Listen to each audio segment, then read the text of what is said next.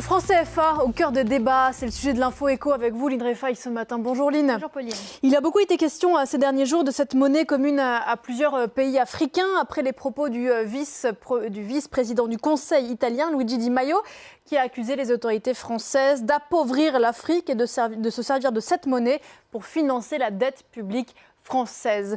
Voilà pourquoi on en parle ce matin avec vous. D'abord pour que tout le monde comprenne bien, le franc CFA, Lynn, c'est quoi ?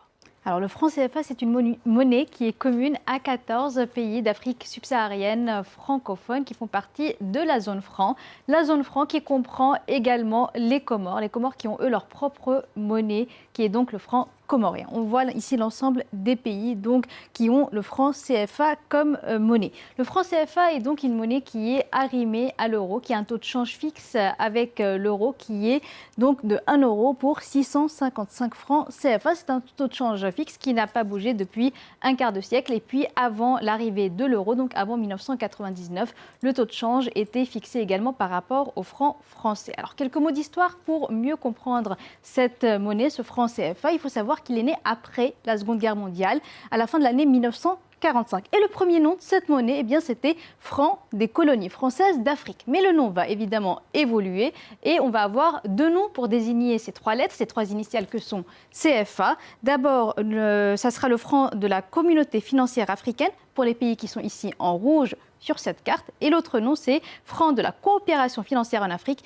pour les pays qui sont ici en rose sur cette carte. Enfin, pour le poids économique de ces deux régions, donc de zones économiques, elles représentent 14% de la population africaine et 12% du PIB du continent, selon les chiffres donnés par le Fonds monétaire international. Alors voilà, pour ces données, pourquoi cette monnaie, donc Lynn, vous nous avez parlé de 14 pays africains subsahariens qui la partagent, on met de côté les Comores. Quels en sont les avantages ?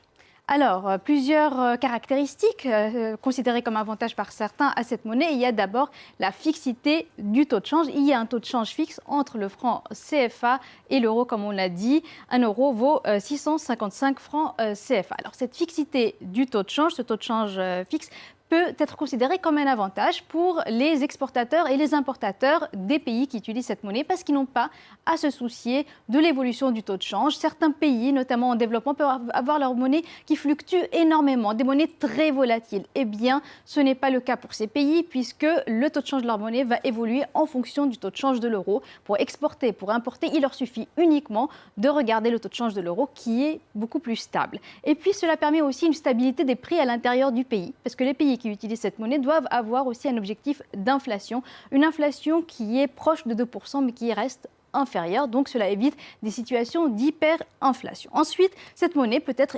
convertie à tout moment en euros. Il y a une convertibilité garantie. Elle est garantie par le Trésor français, c'est-à-dire si vous êtes un État, vous avez besoin d'importer, vous avez besoin de devises pour importer, vous avez besoin d'euros, de dollars, vous pouvez vous adresser au Trésor français pour les avoir si vous n'en avez plus assez. Et le Trésor français garantit aussi la liberté de transfert vers la zone euro. Cela peut notamment encourager des entreprises françaises, des entreprises de la zone euro à venir investir, travailler dans cette zone parce qu'elles savent qu'à tout moment, elles peuvent aussi transférer leurs avoirs vers la zone euro. Alors on rappelle, Lynn, au passage que cette monnaie est frappée ici, en France, comme toutes les monnaies communes, et c'est en ça qu'elle est très critiquée. On l'a vu tout à l'heure dans le reportage de Thaïs Brook à Abidjan. L'utilisation de cette monnaie comporte beaucoup de contraintes. Oui, des contraintes liées à la présence d'une monnaie commune. On en a souvent parlé pendant la crise de la zone euro. Également, il y a des contraintes ici pour le franc CFA, notamment l'absence de politique de change. Si vous êtes un pays qui fait face à une crise, vous avez par exemple besoin de dévaluer votre monnaie, c'est-à-dire de réduire la valeur de votre monnaie pour rendre vos exportations plus compétitives en temps de crise, ce n'est pas possible. Cet outil qui est la politique de change, vous ne pouvez pas l'utiliser. Également, par exemple, quand l'euro va avoir sa valeur augmentée, la valeur du franc CFA augmente aussi. Ça rend vos exportations moins compétitives.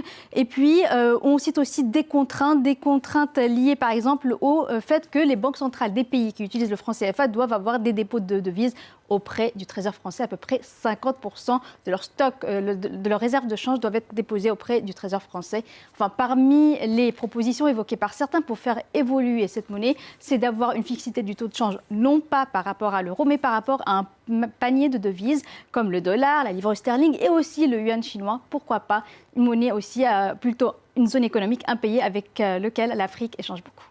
Merci beaucoup Lynn pour cette info éco consacrée donc ce matin au franc CFA qui est en débat plus que jamais aujourd'hui. Notre focus nous permet de rester sur le continent.